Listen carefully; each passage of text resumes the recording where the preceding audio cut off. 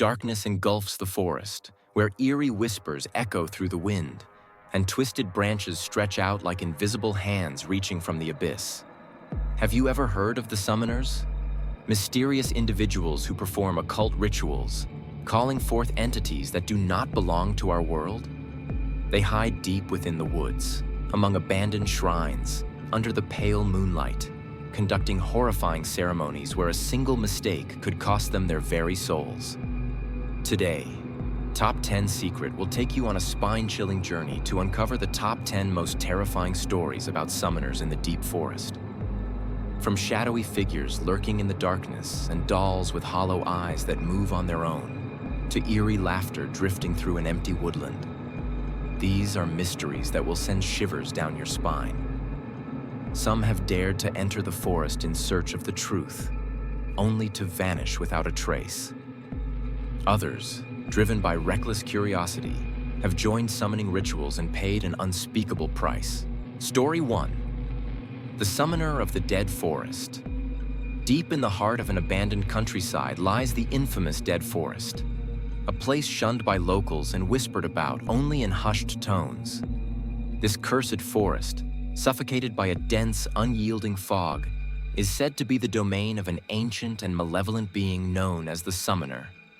A necromancer bound by a pact with dark forces, he wanders the forest, wielding his staff crowned with a skull, his fiery red eyes a beacon of terror for all who dare enter his realm. Centuries ago, the man who would become the Summoner was a powerful sorcerer named Magnus Fall. Magnus lived in a time when the world feared and respected magic. But while most practitioners used their powers to heal or protect, Magnus craved dominion over life and death. He sought forbidden knowledge, venturing into realms no mortal should tread. His obsession led him to summon a demon of the abyss, a creature older than time itself. During the summoning, Magnus offered his own soul in exchange for eternal life and ultimate power. The demon granted his wish but twisted the deal. Magnus was cursed with immortality, but his body was bound to rot, his humanity stripped away.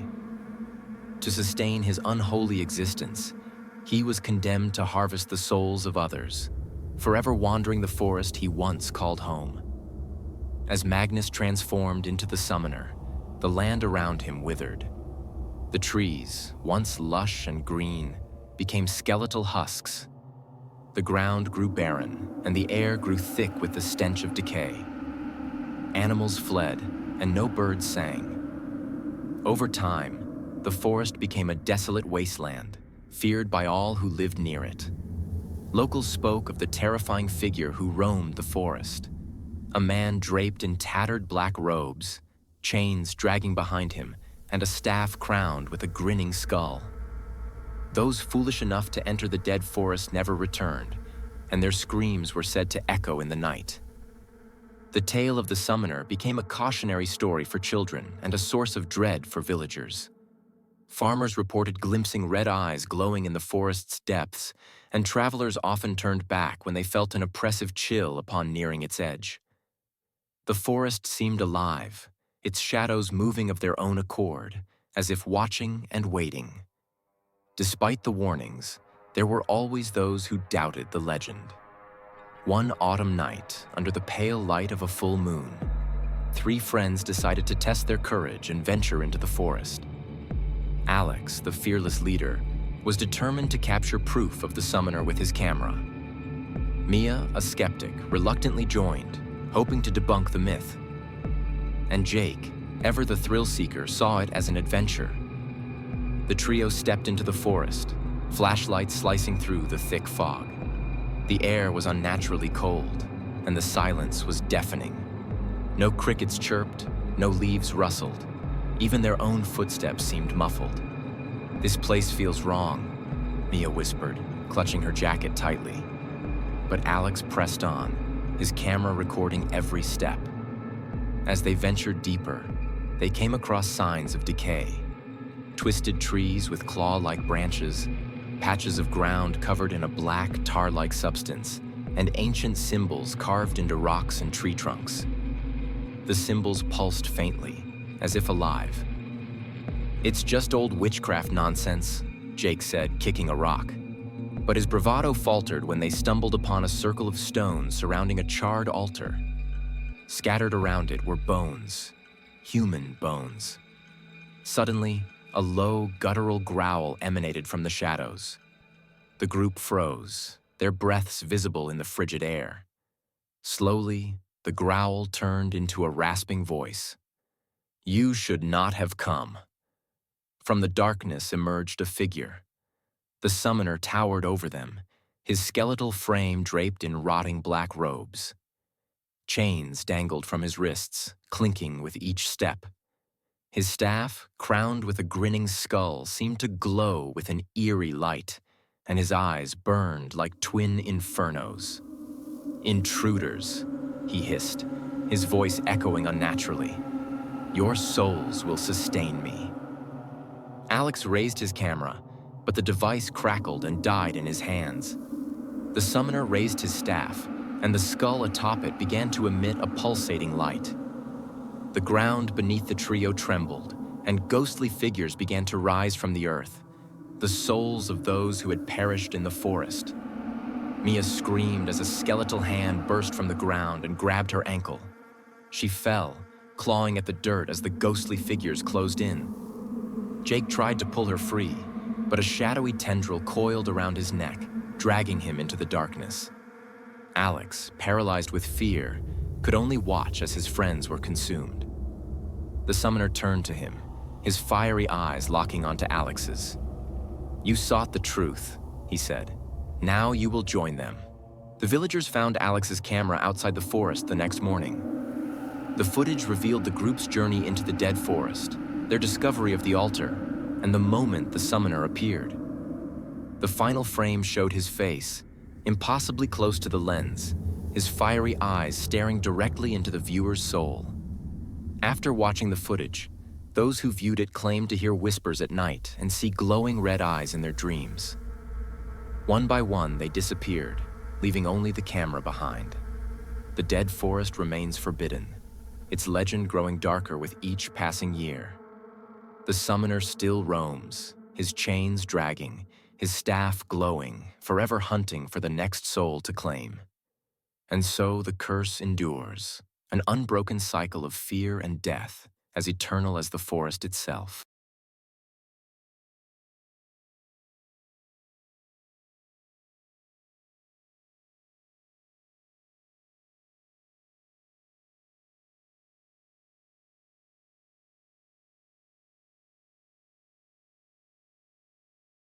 Story 2.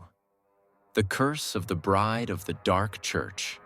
In the heart of a desolate countryside, an ancient, crumbling church known as St. Muriel's stands as a looming monument to despair. Encircled by an overgrown graveyard veiled in perpetual fog, its silhouette is a jagged black wound against the moonlit sky. Locals avoid it, whispering tales of sorrow and terror. They say St. Muriel's is cursed, haunted by the Bride of Darkness, a specter of vengeance and despair. A century ago, St. Muriel's was a place of joy and community. On a crisp autumn morning, preparations for a grand wedding were underway. Eleanor Devereaux, the daughter of a wealthy landowner, was to marry Edward Harrington, an aristocrat with a sinister reputation. Though Eleanor's beauty was unmatched, her heart belonged to another. Victor, a kind-hearted artist who lived on the village's outskirts. But love was powerless against her father's ambition, and Eleanor was forced into the match. On the night before the wedding, Eleanor made a desperate attempt to flee with Victor. She left the estate, her bare feet pounding the dirt paths, clutching a small satchel of belongings. But her escape was foiled. Her father's guards dragged her back, her pleas for freedom falling on deaf ears. Victor was beaten and left for dead in the forest. The following day, Eleanor was escorted to St. Muriel's in her wedding gown, a prisoner of her family's will. As the ceremony began, a storm rolled in, dark clouds smothering the sunlight. When the priest asked if she took Edward as her husband, Eleanor's defiant scream of "no" echoed through the church. In a fit of rage, Edward dragged her into the graveyard outside, his fury consuming him. What happened next became the foundation of the legend. Eleanor was found hours later, lifeless, sprawled across the graves. Her once pristine wedding dress was soaked in blood, her bouquet wilted in her cold hands. Edward disappeared, and the church fell into disrepair, abandoned by all. After Eleanor's death, strange occurrences plagued St. Muriel's. Parishioners reported hearing her screams during Sunday services, and shadows moved through the church when no one was inside. On moonlit nights, a figure in a tattered wedding dress could be seen wandering the graveyard, clutching a bouquet of dead flowers. Livestock began to die mysteriously, and villagers whispered that Eleanor's restless spirit had cursed the land. Over time, the church was abandoned, left to decay in the grip of the curse. Yet the legend persisted. Every full moon, Eleanor's ghost appeared, her eyes glowing red with rage, her presence a harbinger of death for anyone who dared to intrude. Despite the warnings, urban legends attract the curious and the reckless. One autumn evening, under a full harvest moon, a group of college students decided to investigate the cursed church. Alex, the group's self-appointed leader, brought along Mia, a skeptic, John, an aspiring filmmaker, and Lily, who was deeply intrigued by the supernatural. "It's just a story to scare villagers," Mia said as they walked through the graveyard gate, their flashlights cutting narrow beams through the thick fog. But as the group moved closer to the church, the air grew colder, the stillness oppressive. They reached the church's heavy oak doors, which creaked ominously as Alex pushed them open. Inside, the air smelled of mildew and decay. The once majestic stained glass windows were shattered, and pews lay in splinters. John set up his camera, the red recording light blinking like a heartbeat. "This place is creepy as hell," Lily whispered, clutching her jacket tightly. "Let's make it quick." The group ventured further inside, their footsteps echoing against the stone walls. They reached the altar, where Alex found an old, tattered bridal veil draped over a candlestick. He laughed nervously, placing it over his head. "Behold, the bride of darkness," he mocked. Suddenly, a deafening crash reverberated through the church. The doors slammed shut, and the temperature plummeted. The group's flashlights flickered, casting eerie, erratic shadows. From the darkness emerged a figure. Eleanor stood at the end of the aisle, her wedding dress torn and blood-stained, her eyes burning like embers. The bouquet in her hands began to wither, the petals crumbling into ash. Her skeletal face twisted into a macabre smile. "You dare mock me?" Her voice boomed, echoing unnaturally. "You've come to witness my wedding, but there will be no vows, only despair." The students froze in terror. Alex stumbled back, dropping the veil. "We didn't mean to," he stammered, but his words were drowned out by Eleanor's piercing scream. She raised her hand, and shadows erupted from the corners of the church, twisting into ghostly forms that lunged at the intruders. The group scattered, but the church seemed alive, its walls shifting and closing in. Mia tripped over a broken pew and was dragged into the darkness, her screams abruptly silenced. John's camera captured his final moments as a shadow enveloped him. Lily and Alex managed to reach the doors, but they wouldn't budge. Eleanor appeared behind them, her skeletal hands reaching out. "You cannot escape," she hissed. Her touch was icy, and Alex felt his strength drain away as his vision blurred. Lily's sobs echoed as the darkness consumed them. Days later, the villagers found the church doors ajar. Inside, the camera lay in the center of the aisle, its footage intact. The final recording showed Eleanor standing over the group, her eyes glowing brighter with each scream. The last frame was her face, impossibly close to the lens, as she whispered, "The curse will never be broken." The camera was taken to the village, but those who watched the footage claimed to hear Eleanor's laughter long after the video ended. One by one, they began to disappear, their belongings found scattered near the church. St. Muriel's remains abandoned, but the legend of the Bride of Darkness continues to grow. They say she still waits under the full moon, her cursed bouquet in hand, for the next soul foolish enough to disturb her eternal vigil. And so the story lives on, a curse as eternal as the moonlight that bathes her desolate graveyard.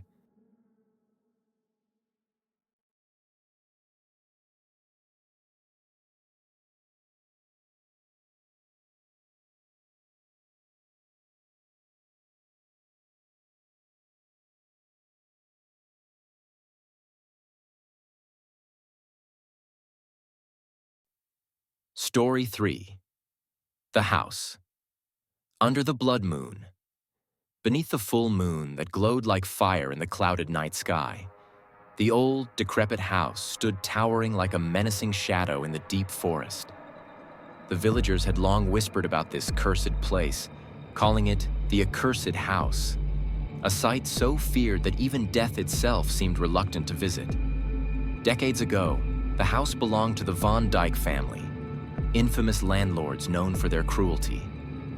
Everything changed on the night of the blood moon. The family, an evil patriarch, a scheming matriarch, and their brood of twisted children, disappeared without a trace. Only screams were said to echo through the dark corners of the house that fateful night.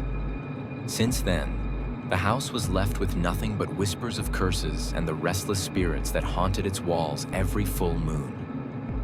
Jake, an ambitious explorer of the supernatural, decided to investigate the house after hearing the spine-chilling legends. He armed himself with a flashlight, a video camera, and an ancient book of exorcism rituals. As Jake approached the house, the stone pathway leading to the front door twisted through skeletal tree roots that seemed to claw at him. The flashlight revealed disturbing marks, crimson handprints frozen in the soil, cold and sinister. The house's heavy wooden door creaked open on its own, as if welcoming him inside. Within its darkened interior, dust and an unbearable stench enveloped Jake like an unholy embrace.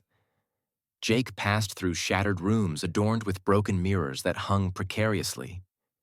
In the grand hall, a shattered chandelier dangled like a corpse strung upside down. From a shadowy corner, the glowing eyes of a gaunt rat stared back, an omen of looming death. As Jake ascended to the second floor, unnerving sounds began to fill the air. Faint whispers, the steady tapping of footsteps drawing closer. One cryptic phrase in his book seemed to echo in his mind. The living create stories, the dead exude curses. Then she appeared, a woman in a blood-stained white dress, hovering mid-air as if waiting for a soul to claim. Her face was ashen and lifeless, like sculpted stone, her eyes burning with vengeance. "You dare enter? Prepare to pay the price with your soul," she intoned, her voice a deathly verdict. Jake froze in terror. The book in his hand suddenly burst into flames, the sound of its burning searing into his ears. She drifted closer, her icy breath suffocating him. In that moment, Jake realized the horrific truth. The house was a portal between the world of the living and the dead. Jake could not escape immediately. When the door to the second floor slammed shut behind him, a twisting wooden staircase revealed itself, leading to a hidden basement that had never been documented on the house's blueprints. The air below was thicker, heavy with the stench of decay and the metallic tang of blood. Moss-covered stone walls bore crimson handprints, a chilling testament to the desperate struggles of trapped souls. In the basement's shadowy corner, Jake discovered an ancient altar with half-melted black candles. Behind the altar was a massive mirror, but instead of reflecting Jake, it showed scenes of unspeakable horror from the past. Blood rituals, screaming souls writhing in torment, and the woman in white, her skeletal finger pointing directly at Jake as if summoning him into her nightmare. When Jake tried to turn and flee, he felt an invisible force gripping him, pulling him back. Whispers rose from every corner of the room, disembodied voices calling to him. Stay. We need you. You are the final piece. Jake tried to scream, but terror stole his voice. In the final moments, the ghostly figure of the woman stepped out of the mirror, grasped his hand, and dragged him into a darkness so profound it seemed eternal. The last candle on the altar flickered and died, leaving the house in utter silence. The next morning, villagers passing by the house saw the front door ajar. Jake's flashlight lay abandoned on the doorstep, but there was no sign of him. From that day onward, the tale of the cursed house grew darker, with warnings that anyone who dared to enter would never return. But the story doesn't end there. The house still stands, waiting for its next daring visitor.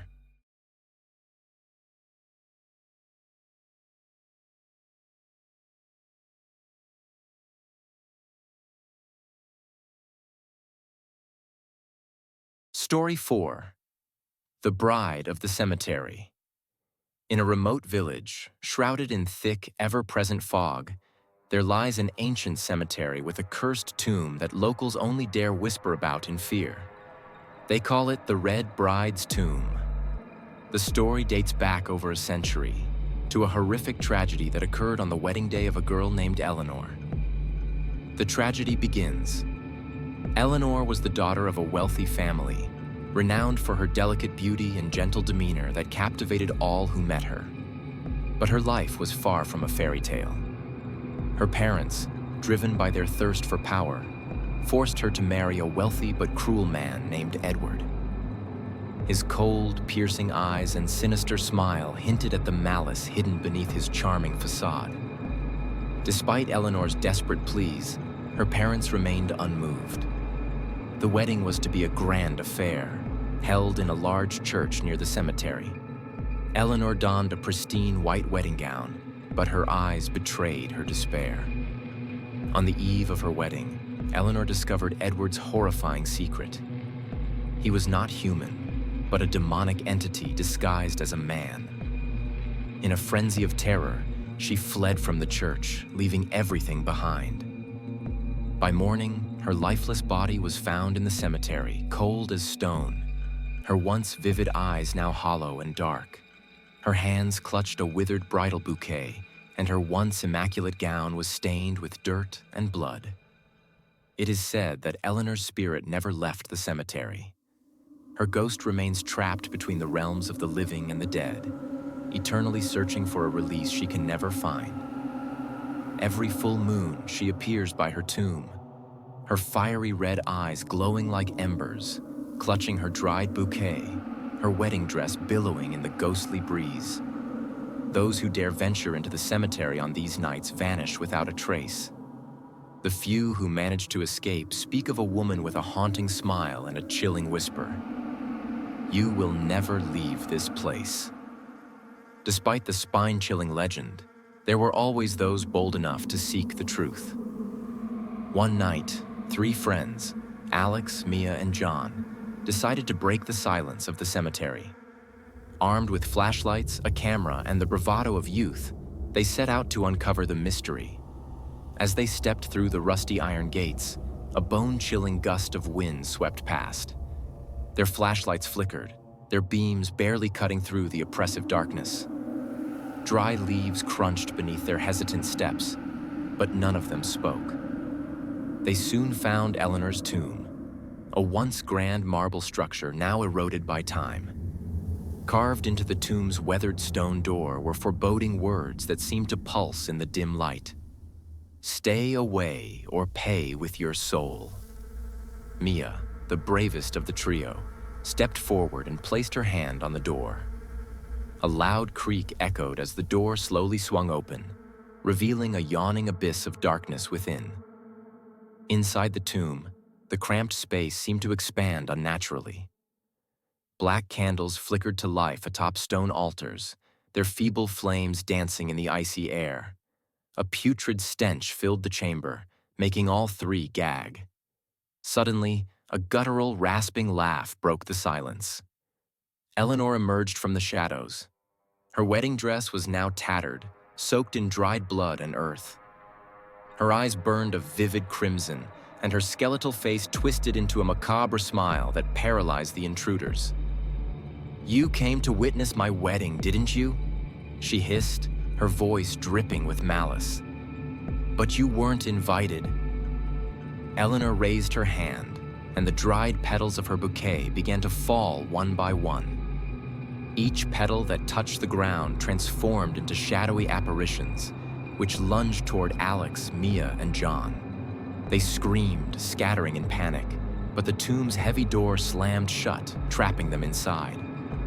By morning, the villagers found the tomb's door ajar, but there was no sign of the three friends. Inside, only Eleanor's bridal bouquet remained, its petals now fresh and blood red. From that day on, Eleanor's tomb became a symbol of terror.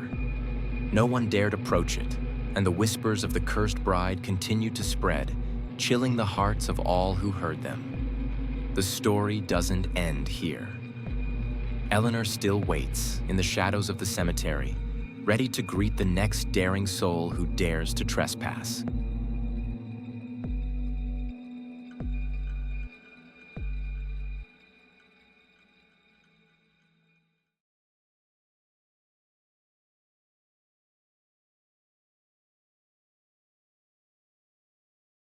Story 5. The Keeper of Souls. In the heart of a forgotten valley lies an ancient shrine, abandoned for centuries, veiled in cobwebs and shrouded in whispers of terror. Known as the Shrine of the Keeper, it is a place of dread and malevolence. At its center stands a statue, a hooded figure clad in a black robe, its face obscured by shadow, clutching a human skull in its skeletal hands. The villagers believe this is no ordinary statue. It is a vessel for a dark entity, a watcher of the boundary between life and death. None dare enter the shrine, for those who have returned have come back haunted, their minds fractured, whispering of horrors too great to name. Those who stayed too long were never seen again. Centuries ago, the shrine was built by a secretive cult known as the Brotherhood of Eternity. Obsessed with immortality, the Brotherhood sought to commune with a being known only as the Keeper of Souls, an ancient entity rumored to control the cycle of life and death. The cult performed forbidden rituals within the shrine's hallowed halls, spilling blood to appease the Keeper. In their arrogance, they sought to trap the Keeper within a statue crafted in its image. They believed that by binding the entity, they could wield its power. But their hubris was their undoing. During the final ritual, the Keeper was summoned, but instead of bending to their will, it unleashed its wrath. The shrine became a tomb, and the Brotherhood's souls were consumed, trapped forever within the skull the Keeper now holds. From that day, the shrine was cursed. The land surrounding it withered, and an unnatural silence descended. The Keeper remained within the statue, waiting for the foolish and the curious to cross its threshold. One autumn evening, 4 university students, Emma, a folklore enthusiast, David, an aspiring filmmaker, Claire, the skeptic, and Jack, the thrill seeker, arrived in the Forgotten Valley. They had heard the tales of the shrine and were eager to uncover the truth behind the legend. Armed with cameras, flashlights, and a growing sense of unease, they ventured into the valley. "It's just a story," Claire said, rolling her eyes as they approached the overgrown path leading to the shrine. "People make up these things to scare children." "Then you won't mind going inside," Jack teased, grinning as he pushed open the creaking wooden gate. The air grew colder as they stepped onto the shrine's grounds, and the dense canopy of trees above seemed to swallow the fading daylight. The shrine loomed ahead, its stone walls covered in moss and carved with symbols that pulsed faintly in the dim light. The 4 friends hesitated at the entrance, the oppressive silence pressing down on them. "Let's just take a look and leave," Emma said, clutching her notebook. She felt a pull toward the statue as if it were calling her name. The air inside the shrine was thick and suffocating, carrying the scent of decay and something metallic. Their footsteps echoed unnaturally, the sound swallowed almost immediately by the oppressive atmosphere. As they entered the central chamber, their flashlights illuminated the statue. The keeper stood at the center of the room, draped in its eternal black robe. The skull it held seemed almost alive, its hollow eye sockets staring directly at them. Emma's breath caught in her throat. She felt an overwhelming sense of dread as her gaze locked onto the statue's shadowed hood. "Creepy," David muttered, raising his camera, "but perfect for the documentary." As he began filming, the air grew colder. The candles on the altar, which none of them had lit, sputtered to life, casting flickering shadows on the walls. The symbols carved into the stone began to glow faintly, their light pulsing in rhythm with an unseen heartbeat. "We shouldn't be here," Emma whispered, her voice trembling. She took a step back, but Jack laughed. "Come on, it's just an old statue. What's it gonna do? Curse us?" he said, reaching out to touch the skull. The moment his fingers brushed its surface, the candles flared violently, and the chamber was plunged into darkness. A deep, resonant voice filled the shrine, shaking the walls. "Who dares disturb my vigil?" The group froze as the statue began to move. The keeper's hooded head rose, revealing a void of infinite darkness. The skull in its hands began to glow with an unholy light, and the air filled with the sound of whispers, hundreds of voices crying out in pain. "You have trespassed," the keeper said, its voice echoing within their minds. "Your souls will join the others." Emma screamed as shadows poured from the walls, taking the shapes of writhing, anguished figures. They reached for the group, their spectral hands icy cold. David dropped his camera and tried to run, but the shadows dragged him back, their touch draining the life from him. Jack swung his flashlight wildly, but the beam barely pierced the darkness. Claire clawed at the door, but it refused to budge. The keeper extended a skeletal hand, and the shadows engulfed her. Her screams faded into the cacophony of whispers. Emma and Jack managed to retreat to the far corner of the chamber. "We have to do something," Emma cried, clutching her notebook. She frantically flipped through its pages, searching for anything that could help. Her fingers stopped on a passage about the Brotherhood's rituals. "The skull, it's the key," she realized. "We have to destroy it." Jack hesitated, but the growing shadows left him no choice. He grabbed a broken piece of stone and hurled it at the skull. The moment it struck, the shrine trembled violently. The glowing symbols dimmed, and the shadows recoiled, their anguished cries deafening. The keeper let out an ear-piercing roar. "Fools, you cannot destroy what is eternal," it bellowed. The skull cracked but did not shatter. Instead, it unleashed a torrent of light and darkness, consuming everything in its path. Emma and Jack were thrown to the ground. As the light faded, they found themselves alone. The shadows were gone, and the keeper stood motionless once more, its hood bowed as if in slumber. But the skull in its hands glowed faintly, and the whispers continued, softer but still present. Jack helped Emma to her feet, and they staggered out of the shrine. The moment they crossed the threshold, the door slammed shut behind them, and the forest fell silent. Days later, Emma and Jack returned to the university, but they were not the same. Emma was plagued by nightmares, her dreams filled with the faces of her lost friends. Jack became reclusive, unable to speak of what he had seen. The footage David had recorded was recovered, but every time it was played, the screen would go black, and the sound of whispers would fill the room. The shrine remains abandoned, its legend growing darker with each retelling. Those who dare approach claim to hear the whispers and feel unseen eyes watching them. And on nights when the wind is still, the candles within the shrine are said to flicker to life, as if waiting for the next soul foolish enough to enter. The keeper watches. It waits, and it is never sated.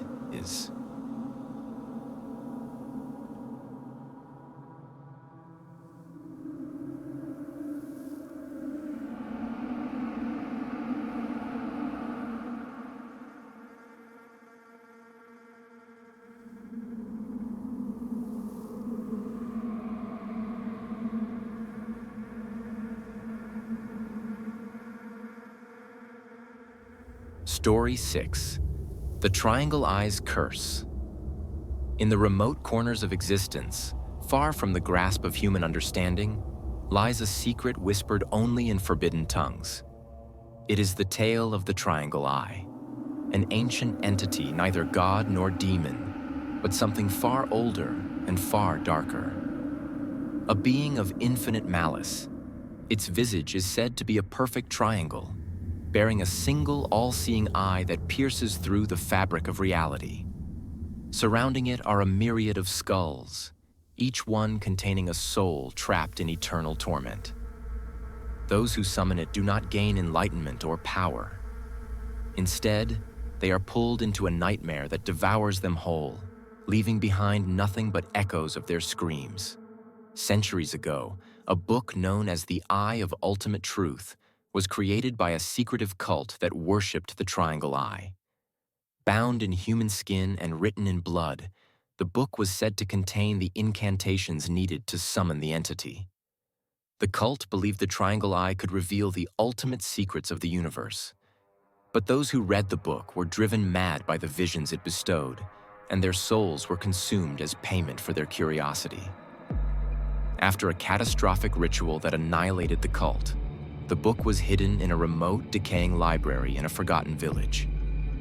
Over time, the village fell into ruin, and the library became a crumbling tomb for forbidden knowledge. Yet, as with all things dark and mysterious, the book continued to call out to those with reckless ambition. It is said that whoever opens the book and gazes into its pages will summon the Triangle Eye, and with it, their doom. It was on a stormy October evening that 5 university students ventured into the ruins of the library, lured by rumors of the cursed book. Alex, the fearless leader, Sarah, the skeptic, Mike, the tech-savvy filmmaker, Jenna, the historian with a fascination for the occult, and Liam, the reluctant follower. They arrived armed with flashlights, cameras, and a mixture of excitement and dread. "This place looks like something out of a horror movie," Sarah said, shining her flashlight over the crumbling facade of the library. The windows were shattered, and ivy crawled over the stone walls like veins. "Perfect setting for an urban legend," Mike said, grinning as he adjusted his camera. "Let's make history, people." Inside, the air was thick with dust and the scent of decay. Rows of bookshelves leaned precariously, their contents moldering away. At the center of the library was a large stone pedestal, and atop it lay the book. The cover seemed to pulse faintly, as if it were alive. Jenna approached the pedestal, her hands trembling. "This has to be it," she whispered, her voice tinged with awe and fear. "The Eye of Ultimate Truth." "It doesn't look like much," Alex said, but even he couldn't hide the unease in his voice. Jenna opened the book. The pages were filled with symbols that seemed to writhe and shift under their gaze.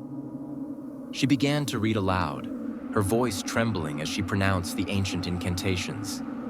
The moment Jenna finished the final word, the temperature plummeted.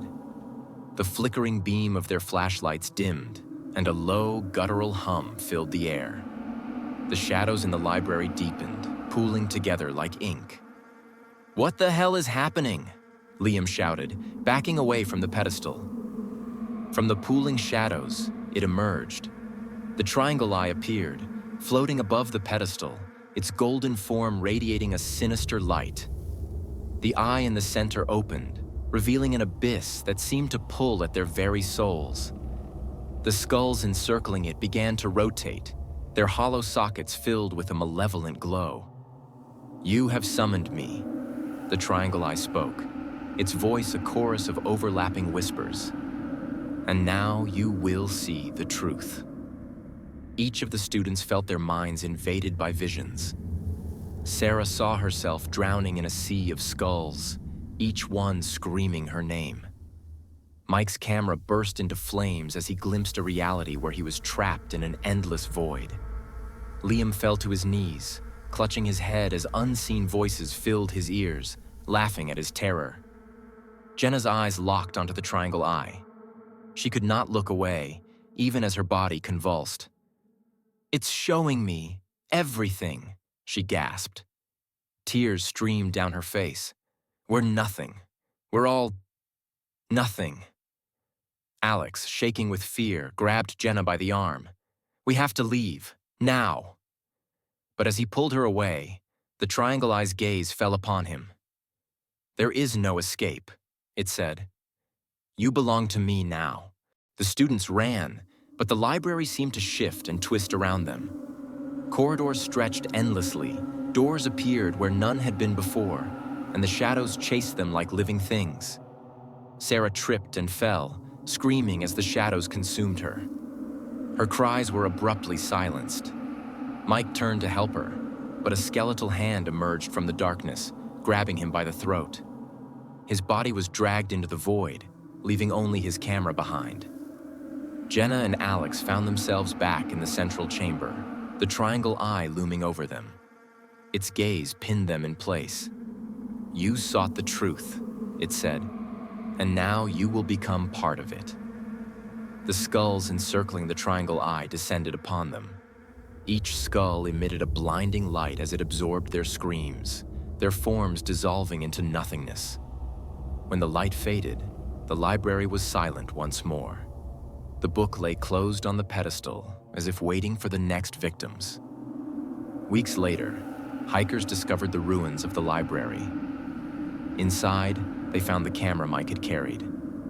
The footage was intact, but what it showed defied explanation. The final frames were of the Triangle Eye, its unblinking gaze staring directly into the lens. Those who watched the footage reported strange phenomena. Whispers in the dark, vivid nightmares, and the feeling of being watched. Some vanished without a trace. Others were found dead, their faces twisted in terror. The Triangle Eye's legend grew, spreading beyond the village. It became a story told around campfires, a warning against seeking knowledge that should remain hidden. But the book still lies in the library, waiting for the next curious soul to open its pages. And the Triangle Eye waits, patient and eternal, for its next offering.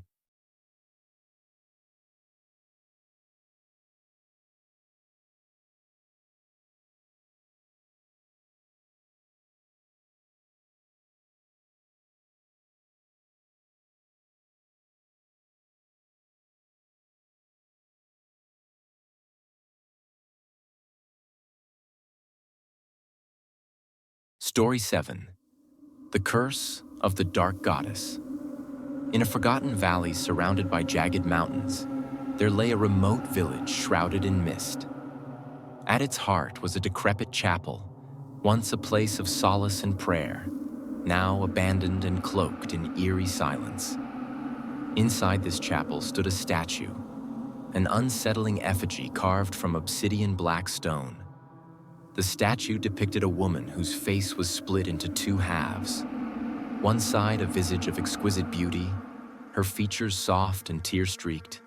The other side a skeletal grimace, hollow-eyed and foreboding. Her hands, gaunt and skeletal, were pressed together as if in prayer. But the villagers whispered that her prayers were never for salvation, only for despair. They called her the Dark Goddess, a cursed being who walked the line between life and death, hope and doom. Once revered as a guardian of the village, the goddess had become a symbol of terror, her legend told in hushed tones around dying fires. Those who dared to enter the chapel seeking her blessing often returned broken or not at all. The story began centuries ago when the village was struck by a devastating plague. The villagers turned to Evelyn, a devout nun renowned for her unwavering faith. Evelyn spent her days praying to the heavens for salvation. But the plague continued its merciless march, claiming lives one by one. When the disease claimed her family, Evelyn's faith faltered. She began to question why the gods had abandoned them. Desperate, Evelyn turned to forbidden texts hidden in the chapel's vault.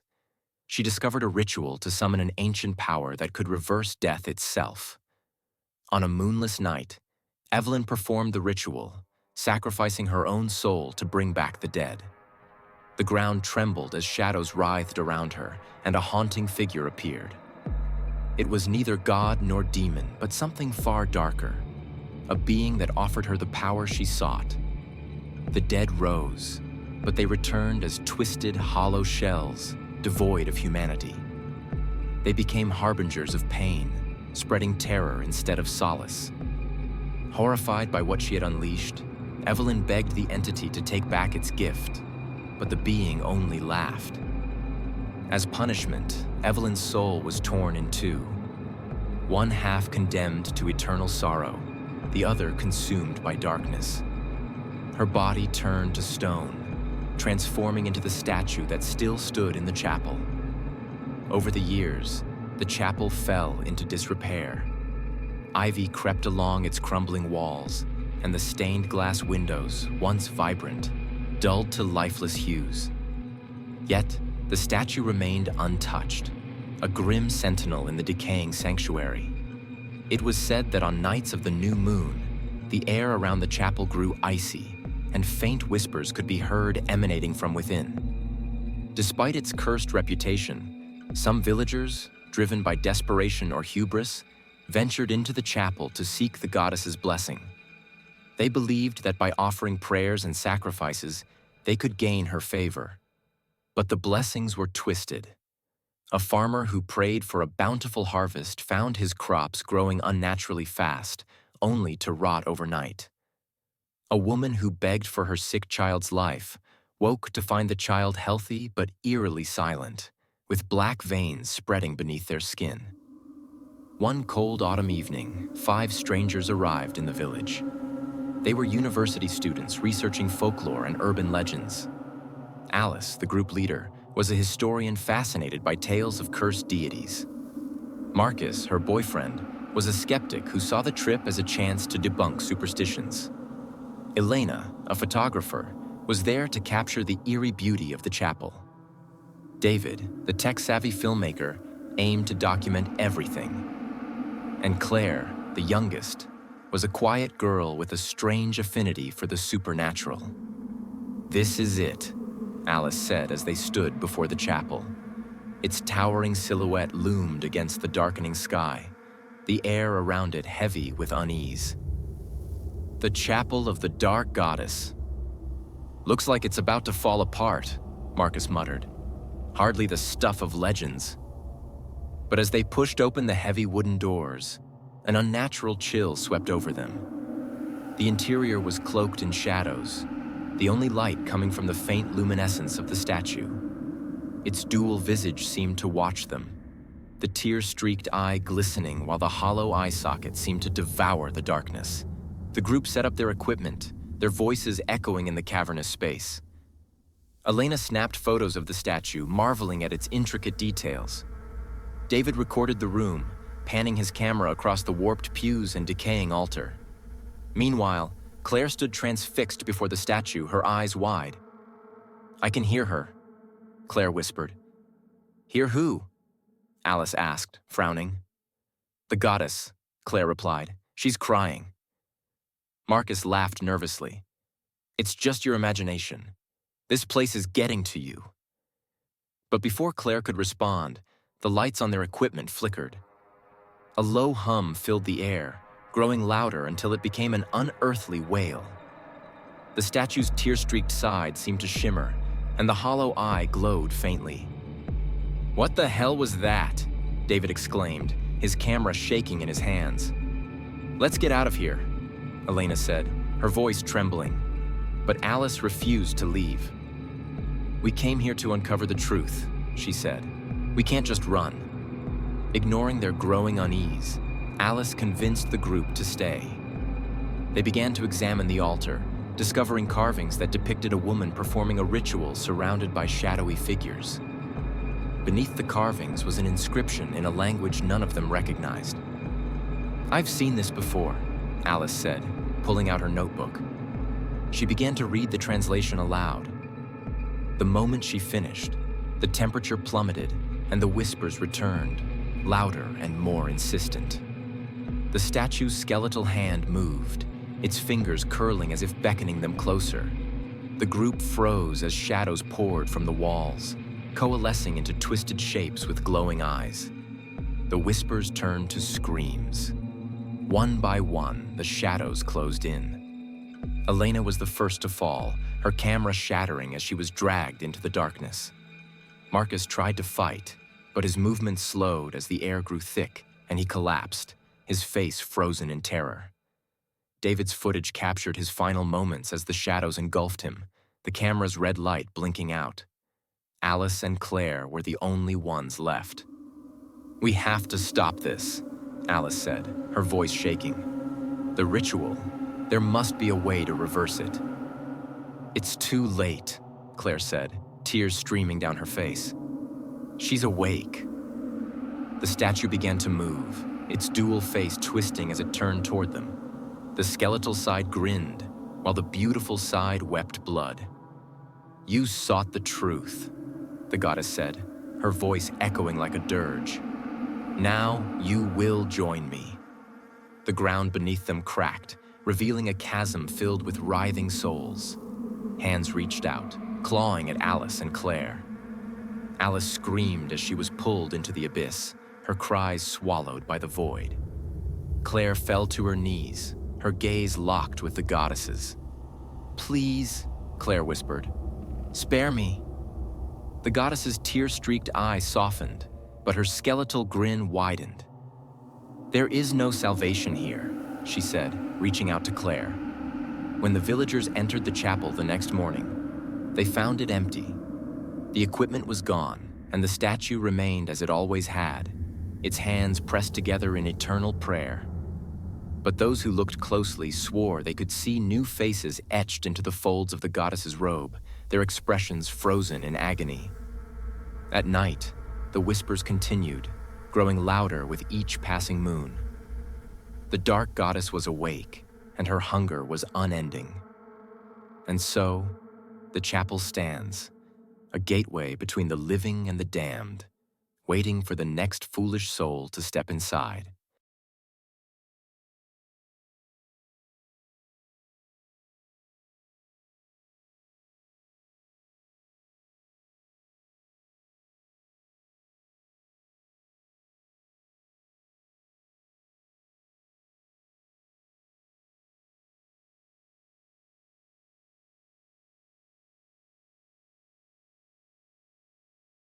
Story 8. The Eternal Scribe of Death. Deep in the heart of a forsaken land, where the air is thick with decay and the moon never shines without being cloaked in ominous clouds, stands the forbidden Grimvale Forest. At the edge of this cursed expanse lies a crumbling Gothic gate, the entrance to an ancient domain feared by all who dare to speak of it. Beyond the gate, the ground turns to ash. The trees twist unnaturally, and the wailing of the damned echoes in the dead air. This is where the Scribe of Death roams, an immortal being bound to a single eternal task, recording the names and fates of the dead and the living in his cursed tome, the Ledger of Souls. The scribe is said to appear as a towering skeletal figure cloaked in tattered black robes. His bony hands clutch a massive ancient book, its pages stained with blood and ink. Skulls, tethered to chains, hang from his body, and within their hollow sockets, faint flickers of life still burn. They whisper the names of their former owners, a cacophony of torment that follows the scribe wherever he walks. For centuries, the scribe has haunted the boundary between life and death.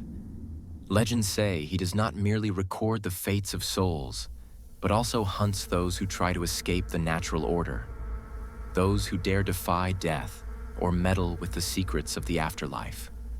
To see him is to know that your name is already written in his ledger, and once it is inscribed, there is no escape. Centuries ago, in a distant kingdom long since forgotten, there was a scholar named Malachi Vren. He was a man of insatiable curiosity, obsessed with understanding the mysteries of life and death. While others feared the finality of mortality, Malachi sought to unravel its secrets. He delved into forbidden texts, ancient grimoires, and rituals whispered about in shadowy corners of the world. It was said that he had even bargained with the spirits of the dead, trading pieces of his own soul for knowledge. One fateful night, Malachi uncovered a ritual that promised the ultimate reward: dominion over life and death.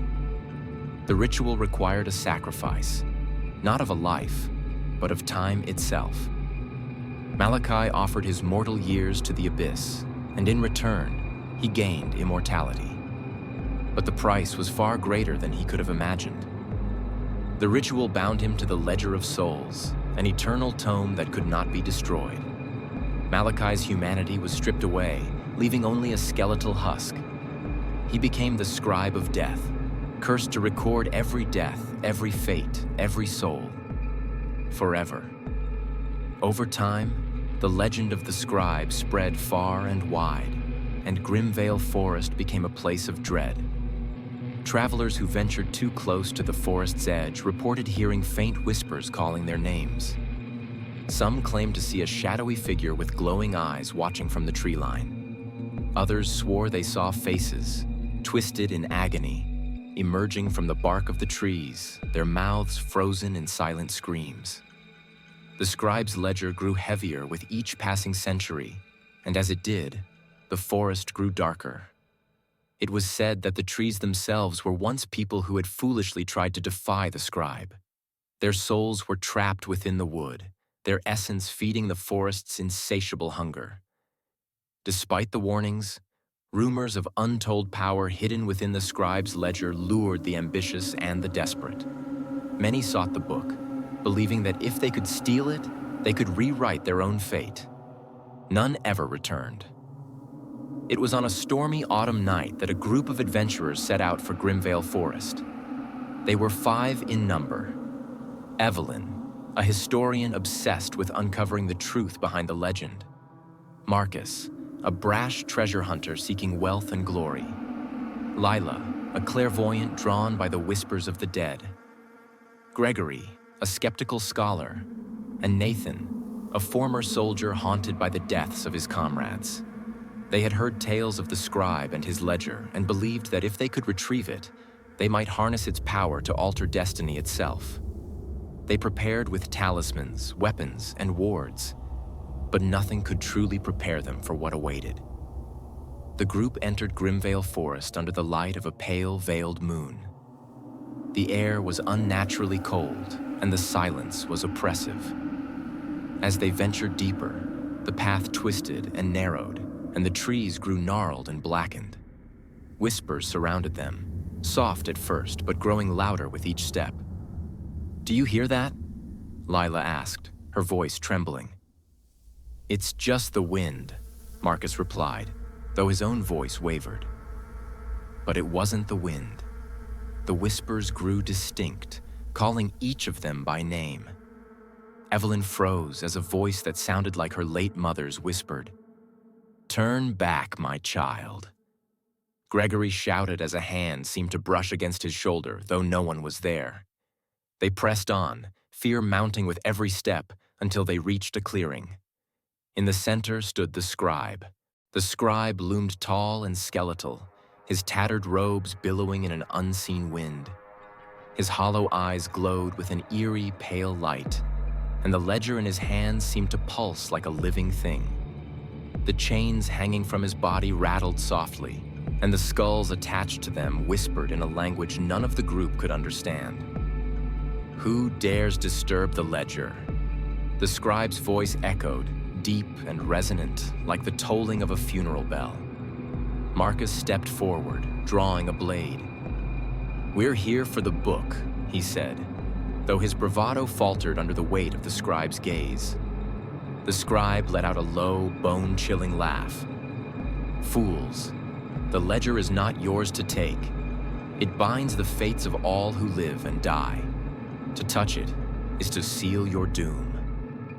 Ignoring the warning, Marcus lunged forward, his blade aimed at the scribe. But before he could strike, the scribe opened the ledger. A page turned, and Marcus's name appeared in blood-red ink. He froze mid-step, his body convulsing as shadows poured from the ground, enveloping him. His screams echoed through the clearing as he was dragged into the darkness. The others fled, but the forest itself seemed to turn against them. Trees moved to block their path, and the whispers grew deafening. Lila fell to her knees, clutching her head as the voices of the dead overwhelmed her. Gregory tried to pull her up, but skeletal hands erupted from the ground, pulling them both under. Evelyn and Nathan were the only ones left. They stumbled into a narrow path that led to a decrepit altar. The scribe appeared before them, his bony hand outstretched. "Your fates are written," he said. "You cannot escape." Evelyn, clutching an ancient ward she had brought, held it up. "You were human once," she cried. "You don't have to do this." The scribe hesitated, the glow in his eyes dimming for a moment. "I was human," he said, his voice heavy with sorrow. "But humanity is a curse. The ledger cannot be undone." Nathan charged, but the scribe opened the book once more. Nathan's name appeared, and he crumbled into dust. Evelyn was the last. She stared into the scribe's hollow eyes, tears streaming down her face. "Please," she whispered. "Let me go." The scribe said nothing as the ledger turned its final page. Her name appeared, and darkness consumed her. When villagers ventured into the forest days later, they found no trace of the adventurers. But the whispers in the forest grew louder, and new skulls appeared on the scribe's chains. His ledger, now heavier than ever, waits for the next fool to seek it. The scribe of death does not rest. He does not falter, and he is always watching.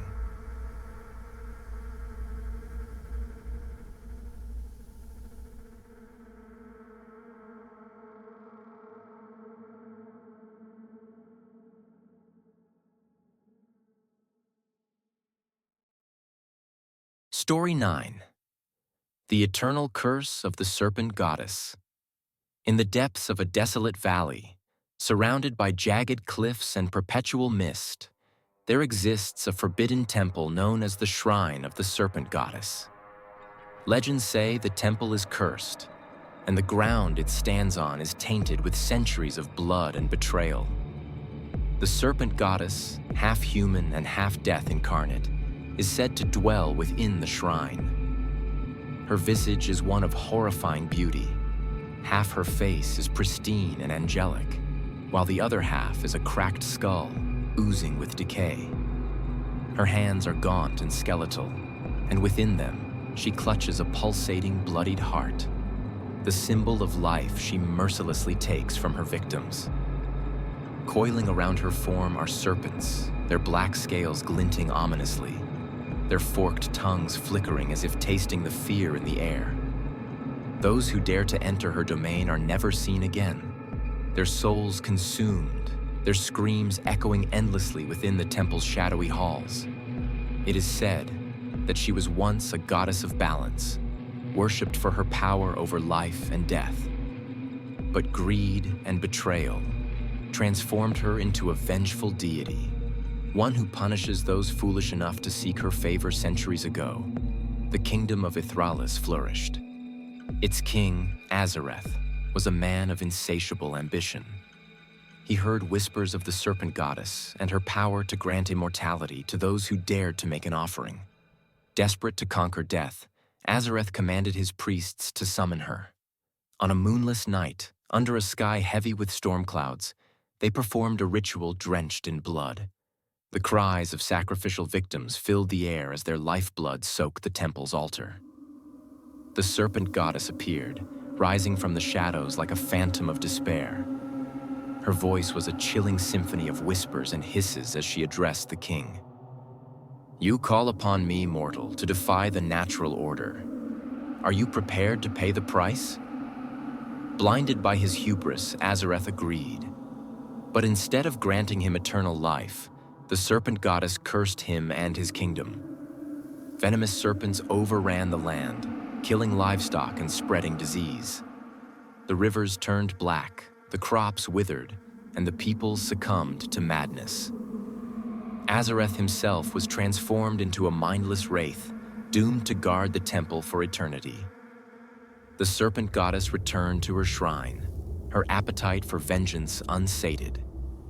From that day forward, the temple became a place of death and despair, drawing the desperate and the greedy into its clutches. In the present day, the story of the serpent goddess is told as a cautionary tale, a myth to frighten children. But legends have a way of attracting the curious. A group of 5 adventurers, Eleanor, a historian, Sam, a thrill-seeker, Lucas, a skeptic, Nina, a photographer, and Daniel, a spiritualist, set out to uncover the truth behind the legend. They arrived at the valley on a cold, gray morning. The path to the temple was overgrown, and the air grew colder as they ascended. By the time they reached the temple gates, the sun had vanished behind thick clouds, leaving the group bathed in an eerie twilight. "This is it," Eleanor whispered, her voice trembling with a mix of awe and fear. The gates were adorned with carvings of serpents, their eyes inlaid with obsidian that seemed to glimmer with malevolence. "It's just an old ruin," Lucas said dismissively, though his tone betrayed his unease. "Let's get this over with." Inside, the temple was a labyrinth of dark corridors and towering stone pillars. The walls were covered in intricate carvings depicting the serpent goddess in all her terrifying glory. At the center of the main chamber stood a massive statue of her, lifelike and imposing, her skeletal hand outstretched as if beckoning them closer. Nina raised her camera to take a picture, but the flash failed. Instead, the room seemed to grow darker, the shadows deepening and crawling along the walls. "Something's not right," Daniel muttered, clutching a talisman around his neck. He felt a presence watching them, its gaze cold and unrelenting. "Don't be ridiculous," Sam said, stepping closer to the statue. "It's just a hunk of stone." He reached out to touch the skeletal hand, ignoring the group's protests. The moment his fingers made contact, the temple shook violently. The air filled with a hissing sound as countless serpents emerged from the shadows, their eyes glowing like embers. The statue's hollow eyes lit up, and a voice echoed through the chamber. "You dare disturb my sanctuary. Your arrogance will be your undoing." The group scattered as the serpents lunged at them. Eleanor tripped and fell, her flashlight skittering across the floor. She screamed as a serpent coiled around her ankle, its fangs sinking into her flesh. Sam swung a torch at the serpents, but it was no use. They moved too quickly, their bodies writhing and undulating like living shadows. Lucas and Nina managed to drag Eleanor into a side corridor, but the hissing continued to grow louder. They turned a corner and found themselves face to face with a massive serpent, its eyes glowing with an unnatural light. Before they could react, the serpent struck, its fangs sinking into Lucas's throat. He collapsed, his body convulsing as venom coursed through his veins. In the main chamber, Daniel stood frozen before the statue. The serpent goddess began to move, her stone form cracking and shifting as she came to life. Her beautiful half-face gazed at him with a sorrowful expression, while her skeletal side grinned with malice. "You seek the truth," she said, her voice a haunting melody. "But the truth is not yours to take." She extended her skeletal hand, and Daniel felt an invisible force pull him to his knees. The serpents surrounded him, their tongues flickering inches from his face. "Please," he begged, "spare us." The serpent goddess tilted her head, as if considering his plea. Then she plunged her hand into his chest, ripping out his heart. Daniel's body crumpled to the floor as the goddess raised the still-beating organ to her lips, consuming it in a grotesque display. Eleanor and Nina, the last survivors, stumbled through the temple's corridors, the sound of hissing growing fainter behind them. They reached the entrance, but as they stepped outside, the ground began to quake. The temple's gates slammed shut, and the voice of the goddess echoed one final time. "You cannot escape my curse. Your names are already written in the shadows." Eleanor looked down at her arm and screamed. Black veins were spreading beneath her skin, and she could feel something moving inside her. Nina collapsed to her knees, clutching her chest as her heartbeat grew erratic. Days later, the villagers found Eleanor wandering near the edge of the valley. Her hair had turned white, and her eyes were hollow, filled with unspeakable terror. She spoke of serpents and shadows, of a goddess who consumed souls. But before she could reveal more, her body convulsed, and she collapsed, lifeless. Nina was never found. Some say her screams can still be heard echoing through the valley on moonless nights. The temple remains, a silent sentinel in the cursed valley, waiting for the next fool to seek the power of the serpent goddess. Her hunger is eternal, her vengeance unyielding, and her whispers unending. Beware the shrine, for those who enter will not leave whole. The serpent goddess watches, and she always claims what is hers.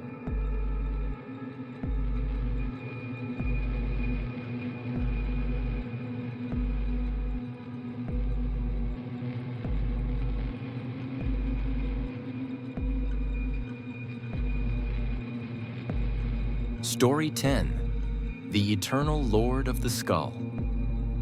See far beyond the edges of known maps, in a desolate land where the sun rarely shines, lies the cursed Sea of Skulls. Unlike any sea of water, this vast expanse stretches endlessly, filled with countless human skulls stacked high in grotesque mountains. The terrain is barren, cold, and filled with the sound of unearthly whispers that seem to emanate from the skulls themselves. At its center resides a being of unspeakable horror, the Lord of the Skull Sea. This grotesque entity is said to be a towering skeletal figure draped in a cloak of shadows. His eyes burn with an infernal red light, and his gaping maw reveals rows of sharp, jagged teeth. Surrounding him are enormous bats with wings as dark as the void, and his very presence commands the legions of skulls beneath him, which writhe and shift as if alive. The Lord of the Skull Sea does not merely kill.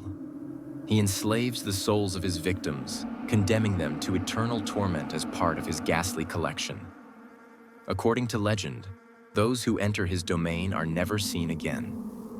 Their screams, however, echo across the skull-strewn wasteland, joining the cacophony of despair that defines this cursed place. Long ago, the land that would become the Sea of Skulls was a fertile and prosperous kingdom ruled by a tyrant named Draymor the Conqueror. Obsessed with power and immortality, Draymor waged countless wars, slaughtering entire populations and building monuments from the bones of his enemies. His cruelty knew no bounds, and his hunger for dominance was insatiable. In his arrogance, Draymor sought to become a god.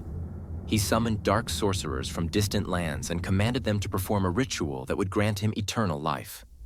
The ritual required immense sacrifice, and Draymor ordered the massacre of his own army to fuel the spell.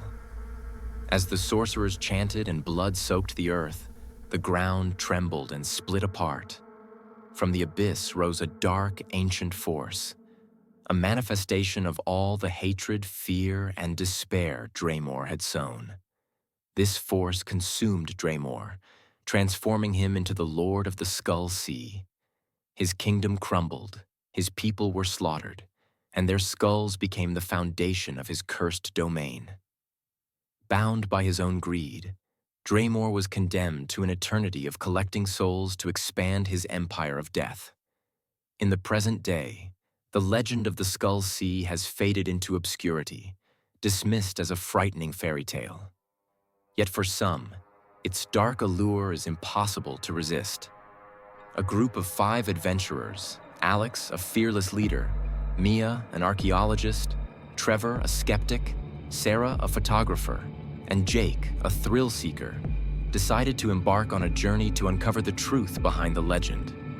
Equipped with cameras, maps, and a sense of invincibility, they ventured into the desolate region. The journey was arduous, and as they approached the Skull Sea, an unnatural chill permeated the air. The terrain shifted beneath their feet, and they began to hear faint whispers that grew louder with each step. By the time they reached the edge of the sea, they were surrounded by an oppressive silence, broken only by the crunch of skulls beneath their boots. "This is it," Alex said, his voice trembling slightly as he stared at the endless expanse of skulls. The landscape stretched out like a graveyard frozen in time, the horizon obscured by an ominous fog. "This place, it feels alive," Mia whispered, clutching her notebook tightly. As the group ventured deeper into the Skull Sea, the whispers became more distinct. They seemed to call out to each of them by name, each voice filled with pain and accusation. Sarah stopped abruptly, pointing her camera toward a distant shadow. "Do you see that?" she asked, her voice quivering. A massive figure began to emerge from the fog. The Lord of the Skull Sea had awakened. His skeletal frame towered above them, and his burning red eyes seemed to pierce their very souls. His cloak of shadows writhed like a living entity, and the bats that surrounded him let out piercing shrieks. "Who dares trespass in my domain?" His voice boomed, a guttural growl that reverberated through the skull-covered ground. Jake, attempting to mask his fear, shouted back, "We're just explorers. We don't mean any harm." The Lord let out a bone-chilling laugh. "Explorers? You are nothing but offerings for my sea." The ground beneath the group began to shift, the skulls clattering and rearranging themselves as if alive. Bony hands erupted from the sea, grabbing at their legs. Jake was the first to fall, dragged beneath the surface by skeletal arms. His screams were muffled as the skulls closed over him. Trevor, paralyzed with fear, stood motionless as one of the massive bats descended upon him, its razor-sharp claws tearing into his flesh. He was lifted into the air and dropped into the center of the Skull Sea, where he disappeared without a trace. Sarah and Mia clung to each other, their terror mounting as the Lord advanced. He extended a skeletal hand, and the skulls around them began to glow with an eerie red light. Shadows coalesced into humanoid forms, each one a twisted representation of the souls he had claimed. "Run!" Alex shouted, grabbing Mia's arm. They sprinted through the shifting terrain, the skulls beneath them groaning as if in agony. But there was no escape. The Lord's laughter echoed around them, and the fog grew thicker, obscuring their path. The three survivors stumbled into a clearing at the heart of the Skull Sea. At its center was a massive throne crafted entirely from bones and skulls, and upon it sat the Lord. He raised his hand, and Alex was lifted into the air by an invisible force. "Your soul is heavy with guilt," the Lord intoned. "You shall feed my sea." Alex let out a final scream as his body was consumed by shadows, his skull falling to the ground with a hollow thud. Mia and Sarah fell to their knees, sobbing. "Please," Mia begged, "let us go." The Lord tilted his head, his burning eyes narrowing. There is no escape from judgment. He reached out, and Mia's chest caved in as her soul was ripped from her body. Sarah, frozen with terror, watched as her friend's lifeless body crumbled to dust. Sarah was the last. The Lord loomed over her, his skeletal grin widening. "You will carry my message," he said, his voice a sinister whisper. "Tell the living of my dominion. Let them know that all souls belong to me." With a wave of his hand, he cast her out of the Skull Sea. She awoke days later on the outskirts of the wasteland, her hair turned white and her eyes hollow. She spoke of the Lord and his sea, but no one believed her. Her nightmares grew worse until one night, she vanished, leaving behind only a trail of skulls leading back to the cursed land. The Skull Sea remains, its endless expanse a monument to death and despair. The Lord waits patiently, his hunger for souls insatiable. And when the moon is full, his laughter can be heard, calling out to those foolish enough to venture near. Beware the sea of skulls, for once you enter, you will never leave. The Lord's dominion is eternal, and his hunger knows no bounds.